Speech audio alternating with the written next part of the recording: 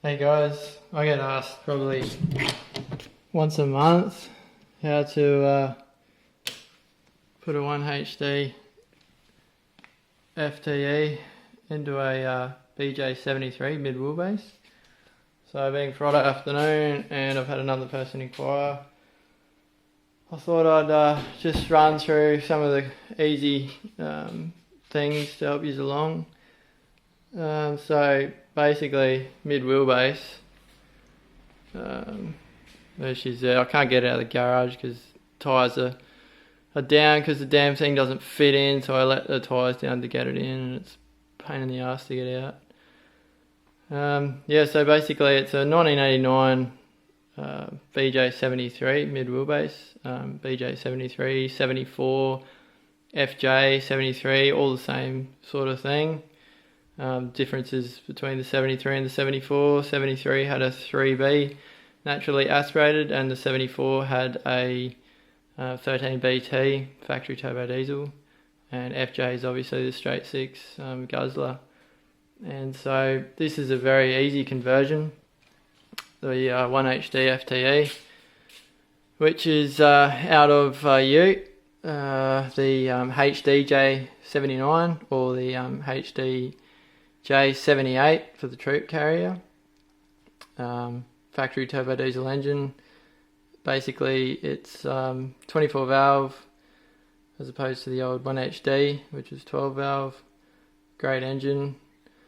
So basically it's a simple matter of cutting the old 3B 4-cylinder engine mounts off the chassis and welding on some 1hd engine mounts. I got a rec, so it was easy. You just cut off the rec's mounts, weld them back on, and the chassis rails from the driver's seats forward are totally identical.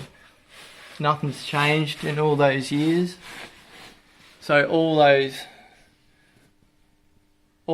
holes you see in the chassis are totally identical, between the differences of 1989 when this chassis was made and 2006, which is what the engine came out of. So it makes it really easy to locate the engine mounts in the factory position. So yeah, it's a simple fact of getting them all lined up exactly in how Toyota intended them, weld them on, and then back here you can see there was the H55F gearbox location factory mount, and basically the H150F factory gearbox that comes behind the 1hd-fte. The gearbox mounts further back, which mounts onto the factory brackets on the chassis rail. And it's a simple fact of you have the gearbox on the engine, slide the whole thing in on the engine crane, get the engine to sit onto the mounts, and you just whack a jack under the gearbox and wind it up with the factory cross member on. Have the brackets on, you just wind it all the way up, and I measured about a 12mm gap here. That's because the Ute's chassis extends lower, so I've allowed for that gap there. And you just wind it up, and the only place you'll have it touch on the body is just on the rib up there. So you just get the grinder out, take about 5mm out of that, and she fits no worries at all. The plate, the tunnel plate or transfer plate that holds the gearbox boots in, I cut and shut that, but I've since found out after doing this that a FZJ transmission plate will fit straight on without having to cut and shut that, so that's one less thing you got to worry about. 3-inch exhaust, all bolts up to factory locations, no worries at all. until you get to here where it goes across the top of the drive shaft, and then it's a matter of cutting and shutting it. So I just bought an off-the-shelf 3-inch exhaust for a bj73, and basically you just cut and shut it at the back here to make it fit, but it's got everything you need. Fuel lines I just got off the rack as well, and they bolt into the chassis in all the factory locations, the same as the ute, up until the old gearbox mount, and then it's a matter of choosing your own adventure. But I just used factory lines. That's what the engineer was happy with. He didn't want to see any rubber under here apart from vibration joins, which Toyota use. And yeah, so if I was going to suggest anyone doing it again, you can either make hard lines with a pipe bender, which I know a few guys are doing, or you just use what you got off the rack, which is what I've done, which is what the engineer was most happiest with. The only other spot is up here with a dump pipe on the guard. Had to take about 15 mil out of the guard to get the 3-inch through there. Or yeah, like this plate that protects the brake lines and that from the heat of the turbo, that all bolts on to factory points in the chassis. It's all there. You can see up there that the factory holes, which make it really easy to line up. I was shocked to see that basically this chassis was designed for 1985 production, and they used it right through to the V8 in 2007. It only gets wider as it gets further towards the rear, but from the front it's all the same. All those bolt holes, all just everything lines up, so it's real simple. Factory radiator, because everyone knows Toyota radiators are pretty good. Like, they crack the plastic tops, but they just go forever if you look after them. All bolts in, no problems at all getting the radiator to bolt to the radiator support panel. Same holes, no dramas at all. Yeah, so and then the clutch, factory clutch lines out of the HDJ rack as well. The only thing that the chassis didn't have was the bolt hole that goes here to hold this bracket on, which I just put a tack weld, and that's all from the rack as well, out of the HDJ79. Goes in there easy. What else? We'll go up the top and show you a few things up there, but under here it's real easy. Like, I mean, 3 days you can do this whole conversion. Just, buzz the old mounts off, put the new mounts on, because you got your measurements off your rack from your holes. Put the whole thing together, jack it up, buzz them on, which is good to go. Oh, the only other thing is you will change your pinion angle. Your pinion angle has changed between the front and the rear, so I've had to put 3-degree caster wedges in the springs to get it to phase properly. Oh, that's right. And I'm not sure if it would have been a problem, because I didn't have this problem, but with the 9-inch diff, because in the utes and the troopies, they went to a high pinion diff, piece of junk basically. This is the good old 9-inch indestructible thing. So it probably would hit the sump here on full compression. But what I've done is I've re-drilled the spring plates to move the front diff forward. Moved it forward by 25 mil an inch. And yeah, he got no problems at all with clearance issues. So that solves that problem. There's always a way to solve problems on all Toyotas. And so the tail shaft.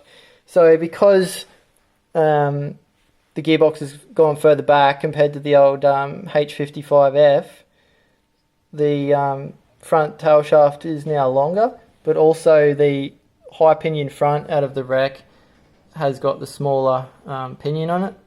So I've had to cut and shut this. So basically you just take it to a drive shop place, and yeah, you get that welded, just get it made up to suit both ends.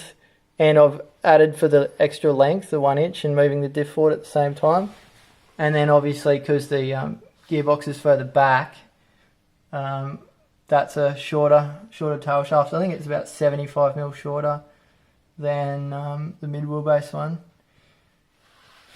I guess a few people have been like, oh, you should have put an auto in, but this is what I couldn't be bothered dealing with at the moment. I'm happy with manual anyway, but you'd have to cut out and relocate the tube that joins the chassis together, because the autos are about 75-80mm longer, and then you'd have to relocate the exhaust pipe as well.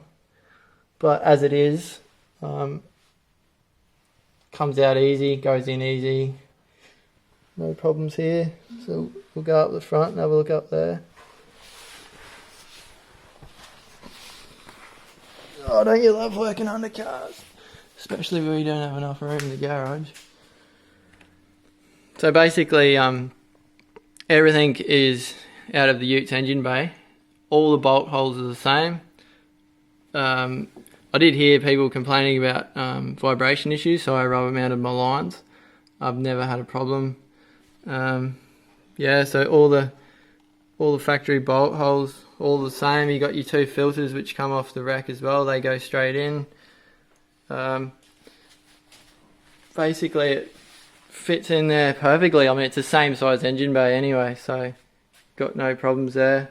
The only 2 holes that I had to drill, which aren't in the bj73's front support panel, is that bolt hole there, and that one there. And they're both for air conditioning lines which come up through here. That's it. They're the only 2 holes I had to drill for the whole front clip. Easy. And yeah, at the moment I've just got it's all factory still, factory turbo. I've got a DPU module over here. I've had it tuned, just mild tuned. It's a Tourer basically. This rig weighs about 2.9 tons at the moment as it sits, and it's up to about 3.3, 3.4 when we go touring with it. Basically, it's just a Tourer. It's done big trips. You know, it'll easily do 10,000 Ks in a few weeks. So I wanted something that just putts along, reliable. Don't want to feed too much power into it because I haven't done the turbo upgrade, haven't got a front mount intercooler. And to be honest, where I go, the corrugations are so bad that, you know, I'm worried about front mount intercoolers rubbing on things and, you know, sacrificing, you know, one small little crack in a line and you'll suck dust in, and there goes the engine. But as you can see, it all goes in there really easily. And basically you just get the whole wiring loom and computer straight out of the rack as well. Just gut your wiring loom out of your bj73, run the wiring loom straight back in factory position. The only difference is behind the second battery and the firewall. I can't really see, but there's plenty of photos on Google, you know, of Utes without second batteries. You can see exactly where the grommet is for the engine harness. So I'd put it in the same spot as Toyota would have done in the firewall, just drilled 50mm hole, bung goes straight in there, that comes on the harness. The ECU bolts into factory position under where the 3B preheat timer is, up under the dash, on the behind the glove box, goes in straight in there, factory holes. Accelerator pedal is also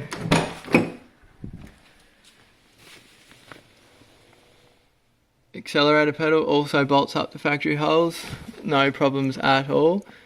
Just where your accelerator cable went through the firewall, I just put a rubber bung in that. Yeah, no problems, all just plugs up. I grabbed, because I had the wreck, I grabbed the Ute's clutch pedal. All bolts up, no problems at all. So does the clutch master cylinder. See it there, just bolts in, factory position. All the hoses go around, hard lines, factory position. So yeah, disconnect the heater here in Queensland, don't need it. They draw like 90 amps anyway, like they'll kill a battery that's on the way out. Yeah, radiator bottle, overflow bottle, all goes back where Toyota designed it. So it is an easy conversion. Only changes in here, so you got the factory dash. Everything's the same apart from there's the two tabs that hold this in. I just bent differently between the 80s design gauges, the old speedo, analog speedo versus a digital one. So you've got to just bend them sideways, and I know I've got a cable tie through the clips both top and at the tops, and she's no worries at all. But everything else just is identical basically between the 80s and 2006 when I got the the Ute rack. And the good thing about it is you can run cruise control because it's computer, and basically it. I've got it tuned to 100. It's 180 horsepower, so just under about 132 kilowatts, which doesn't sound like much, but believe me, it's enough. Like she hauls, goes pretty good. So yeah, like there's guys out there running 350 horsepower with these easily every day of the week. But like I said, I just want to keep it forever, so just keep it tuned and look after it. So yeah, basically I can't think of anything else. Basically that's it. You just got your engine mounts, your rear gearbox cross member, which is the factory one from the Ute. Those mounts, I'll give you the part number actually. That's them there, 513 blah blah blah. Gusset cross member, you need 4 of those from Toyota. Weld those suckers on and she fits right in and good to go. The sticks all come up. Sticks are all in factory places. Yeah, that's basically it. So cheers. Hopefully this has been of use to some of you that constantly sending me messages. Oh, hey, is it easy? Is it hard? Yes, it's easy if you're mechanically minded. Electrically, look, don't be daunted by the ECU and all that. Very basic. If you get the whole loom, you just put the loom in. If you don't start pulling things apart, no problems at all. The only thing I did is because obviously the Ute doesn't have demister and rear wiper, I just wired all that into the Ute's loom. But even the plug that runs down the driver's kick from the fuse box that runs everything to the rear, it's a different plug, but it's the same color wires. So you got no problems there. It's very basic. Don't be daunted by the electrical side of things. Mechanically, look, you're just dumping it in. If you can't weld, get a welder. You just bolt her in basically. Factory radiator, everything just bolts up. Like, it's an easy conversion. 3 days, done. Engineering wise, no problems at all, because the Cruiser came out with them, just different variants, but same thing at the end of the day. Cruiser's a Cruiser. That's about all I can think about what there is to let you know. The only thing, I guess, I see a lot of guys just trying to, when they go put the conversion in them, they just try and crank them over and over and over to get them to fire. There is a black box it's the EDU, the electronic driver unit. It's down there. If that doesn't have a good earth, she'll never go. Never in a million years. That needs to be earthed well. So just make sure that's earthed. And also crack your injectors. A lot of guys don't bother, they just wind it over. But if you crack your injectors, not too hard to get to. You just crack your lines, you know, till you got the air out, and then nip them up again. She'll fire first go. So yeah. Anyway, no worries. Cheers.